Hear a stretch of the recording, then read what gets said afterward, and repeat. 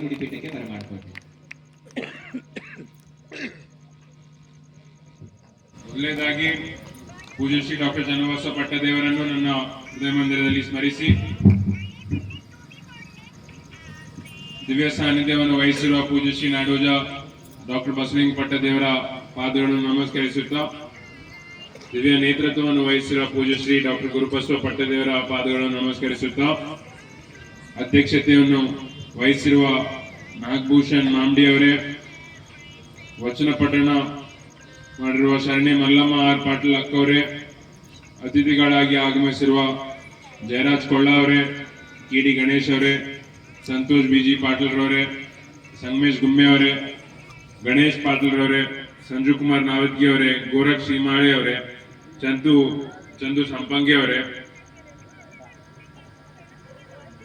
ಸುನೀತಾ ಮೊಮ್ಮ ಅಕ್ಕವರೇ, ಸಿದ್ದರಾಮಯ್ಯ ಸ್ವಾಮಿ ಅವರೇ, ಕೈಲಾಶ್ ರೇಮಠ್ರವರೇ, ಬಸವರಾಜ್ ಕಾರ್ಬಾರಿ ಅವರೇ, ರಾಹುಲ್ ಶಿಂದೆ ಅವರೇ, ಮಹಾದೇವ್ ಸೂರ್ಯವಂಶಿ ಅವರೇ, ಸಂತೋಷ್ ನಾಟೇಕರ್ ಅವರೇ, ಸಿದ್ದೇಶ್ ರವರೇ, ರೇಷ್ಮಾ ತಮಸಂಗಿ ಅಕ್ಕವರೇ, ಹಾಗೂ ಇಲ್ಲಿ ಉಪಸ್ಥಿತರುವ ಎಲ್ಲ ನಮ್ಮ ಹಿರಿಯರಿಗೂ, ಎಲ್ಲ ತಾಯಂದಿರಿಗೂ, ಎಲ್ಲ ವಿದ್ಯಾರ್ಥಿಗಳಿಗೂ ಎಲ್ರಿಗೂ ನನ್ನ ನಮಸ್ಕಾರಗಳು.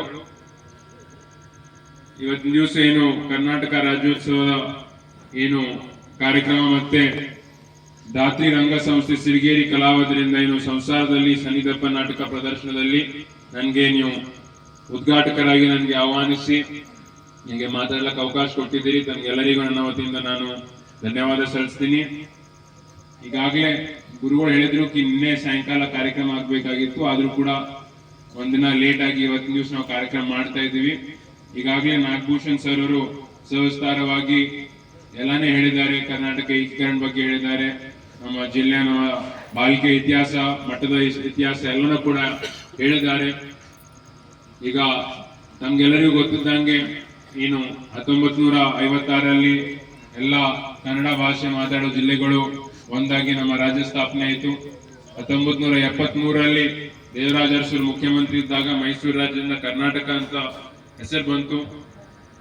ಇಷ್ಟೆಲ್ಲ ವರ್ಷ ಆದ್ರೂ ಕೂಡ ಈಗ ಎಲ್ಲ ಕನ್ನಡ ಪರ ಸಂಘಟನೆಗಳು ವೇದಿಕೆ ಮೇಲೆ ಎಲ್ಲರೂ ಇದ್ದಾರೆ. ಎಷ್ಟೆಲ್ಲ ವರ್ಷ ಆದ್ರೂ ಕೂಡ ಈಗಲೂ ಕೂಡ ನಾವು ನೋಡ್ಬೋದು, ನಮ್ಮ ರಾಜ್ಯದಲ್ಲೇ ಸುಮಾರು ವರ್ಷಗಳಿಂದ ಇದ್ದು ಬೆಳೆದರೂ ಕೂಡ ಬಹಳಷ್ಟು ಜನರಿಗೆ ಇನ್ನೂ ಕನ್ನಡ ಸರಿಯಾಗಿ ಬರಲ್ಲ.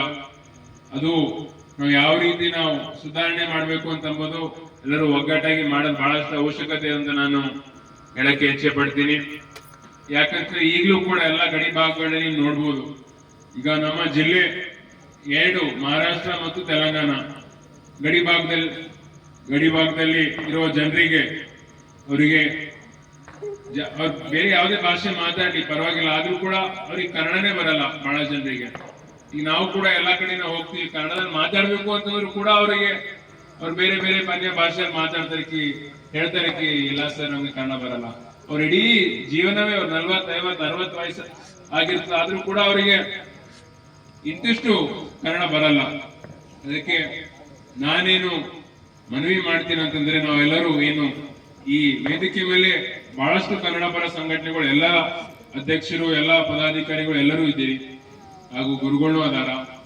ಈಗ ನಾನು ನಿಮ್ಮ ಜನಪ್ರತಿನಿಧಿಯಾಗಿನೂ ಇದ್ದೀನಿ. ಅದಕ್ಕೆ ನಾವೆಲ್ಲರೂ ಒಗ್ಗಟ್ಟಾಗಿ ಎಲ್ಲ ಜನರಿಗೆ ಏನು ಕನ್ನಡ ಕಲಿಸೋದು, ಯಾವ ರೀತಿ ಕನ್ನಡ ಬಳಕೆ ಆಗ್ಬೇಕು ಅದನ್ನ ನಾವು ಒಗ್ಗಟ್ಟಾಗಿ ಕುಂತು ನಾವು ಕೆಲಸ ಮಾಡೋದು ತುಂಬಾ ಅವಶ್ಯಕತೆ ಇದೆ ಅಂತ ನಾನು ಹೇಳಕ್ಕೆ ಇಚ್ಛೆ ಪಡ್ತೀನಿ.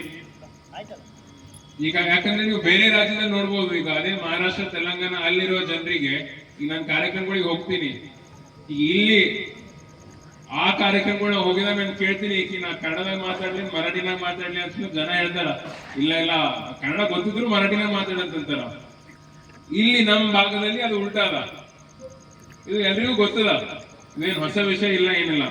ಆದ್ರೂ ಕೂಡ ಹೇಳ್ಬೇಕು ಅಂತ ನಾನು ಹೇಳ್ತಾ ಇದ್ದೀನಿ. ಜೊತೆ ಸರ್ಕಾರ, ಈಗ ನಮ್ಮ ರಾಜ್ಯ ಸರ್ಕಾರ ಏನು ಒಂದು ಆದೇಶ ಹೊರಡಿಸಿತ್ತು, ಈ ಮಿನಿಮಮ್ 50% ನೀವು ನಾಮಫಲಕಗಳು ಕನ್ನಡದಲ್ಲೇ ಇರಬೇಕು ಅಂತಂಬ ಸೆಲೆಕ್ಕಿದ್ದು. ಈಗ ನೋಡ್ಬೋದು ಸಾಕಷ್ಟು ಕಡೆ, ಎಲ್ಲ ಕಡೆ 99% ಎಲ್ಲ ಕಡೆ ಇಂಪ್ಲಿಮೆಂಟ್ ಆಗಿ ಈಗ ಎಲ್ಲ ಕಡೆ ನಾಮಫಲಕ್ಕೂ 50% ಕನ್ನಡದಲ್ಲಿದೆ. ಅದು ಒಂದು ಒಳ್ಳೆಯ ಒಂದು ಕೆಲಸ ಅಂತ ನಾನು ಹೇಳಕ್ಕೆ ಇಚ್ಛೆ ಪಡ್ತೀನಿ. ರಾಜ್ಯ ಸರ್ಕಾರಕ್ಕೂ ಕೂಡ ನನ್ನ ವತಿಯಿಂದ, ನಮ್ಮೆಲ್ಲರ ವತಿಯಿಂದ ನಾನು ಅಭಿನಂದನೆ ಸಲ್ಲಿಸ್ತೀನಿ. ಈಗ ಇದು ನಮ್ಮ ರಾಜ್ಯದಾಯ್ತು. ಈಗ ನೀವು ಉತ್ತರ ಭಾರತದಲ್ಲಿ ನೋಡ್ಬೋದು, ಈಗ ನಾನು ಕೂಡ ಸಂಸತ್ನಲ್ಲಿ ನಮ್ಮ ಉತ್ತರ ಭಾರತದ ಸಂಸದರು ಇರ್ತಾರೆ. ಈಗ ಕನ್ನಡ ಭಾಷೆ ಜೊತೆ ಏನ್ ಕನ್ನಡ ಅದ ಅಥವಾ ಕರ್ನಾಟಕದ ಅದು ಕೂಡ ಅವ್ರು ಸರಿಯಾಗಿ ಇಡಲ್ಲ. ಅವ್ರು ಕರ್ನಾಟಕ ಅಂತ ಅಂತಾರೆ ಅಥವಾ ಕನ್ನಡ ಅಂತ ಅಂತಾರೆ. ನಾನೇ ಎಷ್ಟೋ ಸಲ ಅವ್ರಿಗೆ ನಾನು ಹೇಳ್ತೀನಿ, ಅವ್ರು ಹಿರಿಯರು ಇರ್ತಾರೆ, ಸೀನಿಯರ್ ಇರ್ತಾರೆ, 5-5 ಸಲ 6-6 ಸಲ ಸಂಸದಾಗಿರ್ತಾರೆ. ನಾನು ಹೇಳ್ತೀನಿ, ಸರ್ ಕರ್ನಾಟಕ ಇಲ್ಲ ಕರ್ನಾಟಕ ಇದೆ, ಕನ್ನಡ ಇಲ್ಲ ಕನ್ನಡ ಇದೆ ಅಂತ ಹೇಳ್ತೀನಿ. ಅವರು ಖುಷಿ ಪಡ್ತಾರೆ, ನಮ್ಗೆ ಯಾವತ್ತೂ ಯಾರು ಹೇಳೇ ಇಲ್ಲ, ನಮ್ಗೆ ಈಗ ಗೊತ್ತಾಗ್ತಾ ಇದೆ. ಯಾಕಂದ್ರೆ ಉತ್ತರ ಭಾರತದಲ್ಲಿ ಅವ್ರು ಇದೆ ಕರ್ನಾಟಕ ಕನ್ನಡ ಅಂತಾನೆ ಅವ್ರು ಕರೀತಾರೆ. ಅದಕ್ಕೆ ಈ ರೀತಿ ನಾವು ಇನ್ನೂ ಬಹಳಷ್ಟು ನಾವು ಸುಧಾರಣೆ ಬದಲಾವಣೆ ನಾವು ಮಾಡ್ಬೇಕಾಗತ್ತೆ. ನಮ್ಮ ರಾಜ್ಯದಲ್ಲಿ, ನಮ್ಮ ಇಡೀ ದೇಶದಲ್ಲಿ ನಾವು ಕನ್ನಡ ಬೆಳಿಬೇಕು ಉಳಿಬೇಕು ಅಂತಂದ್ರೆ ನಾವೆಲ್ಲರೂ ಒಗ್ಗಟ್ಟಾಗಿ ನಾವು ಕೆಲಸ ಮಾಡೋಣ ಅಂತ ಹೇಳಿ, ಮತ್ತೆ ನಾನು ಜಾಸ್ತಿ ಸಮಯ ತಗೊಳಕ್ ಹೋಗೋದಿಲ್ಲ. ಯಾಕಂತಂದ್ರೆ ತಾವೆಲ್ಲರೂ ಹಿರಿಯರಿದ್ದೀರಿ, ನನ್ಕಿಂತ ಜಾಸ್ತಿ ತಮ್ಗೆಲ್ಲರಿಗೂ ಅನುಭವ ಇದೆ. ಅದಕ್ಕೆ ನಾನು ಏನೇ ಹೇಳಿದ್ರು ಕೂಡ ನಿಮ್ಗೆ ಅದ್ರ ಬಗ್ಗೆ ಆಲ್ರೆಡಿ ಗೊತ್ತಿರತ್ತೆ. ಅದಕ್ಕೆ ಮತ್ತೊಂದ್ಸಲ ಇವತ್ತಿನ ದಿವಸ ಎಲ್ಲ ನಮ್ಮ ಗುರುಗಳಿಗೂ ಹಾಗೂ ಎಲ್ಲರಿಗೂ ನನ್ನ ವತಿಯಿಂದ ನಾನು ಧನ್ಯವಾದ ಸಲ್ಲಿಸಿ ನನ್ನ 2 ಮಾತು ಮುಗಿಸ್ತೀನಿ. ಇಲ್ಲಿವರೆಗೆ ನಮ್ಮ ಯುವ ಸಂಸದರಾದಂಥ ಸನ್ಮಾನ್ಯ ಸಾಗರ್ ಈಶ್ವರ್ ಖಂಡ್ರೆ ಸರ್ ಅವರು ಕನ್ನಡದ ಉಳಿವಿಯ ಬಗ್ಗೆ ಜೊತೆಗೆ ಅನೇಕ ವಿಷಯಗಳನ್ನ ನಮ್ಮೊಂದಿಗೆ ಹಂಚಿಕೊಂಡಿದ್ದಾರೆ. ಸರ್ ಅವರಿಗೆ ಅನಂತ ಶರಣಾರ್ಥಿಗಳನ್ನ ತಿಳಿಸಿ, ಇದೀಗ ವೇದಿಕೆ ಮೇಲೆ ಆಗಮಿಸಿ ಆಸೀನರಾದಂತಹ ನಮ್ಮ ಕನ್ನಡಪರ ಸಂಘಟನೆ ಒಕ್ಕೂಟ ಭಾಲ್ಕೆ ಅಧ್ಯಕ್ಷರಾದ ಶರಣ ಕೆ.ಡಿ. ಗಣೇಶ್ ಅವರು ಪೂಜ್ಯರಿಂದ ಆಶೀರ್ವಾದ ಪಡ್ಕೊಳ್ಬೇಕು. ಜೊತೆಗೆ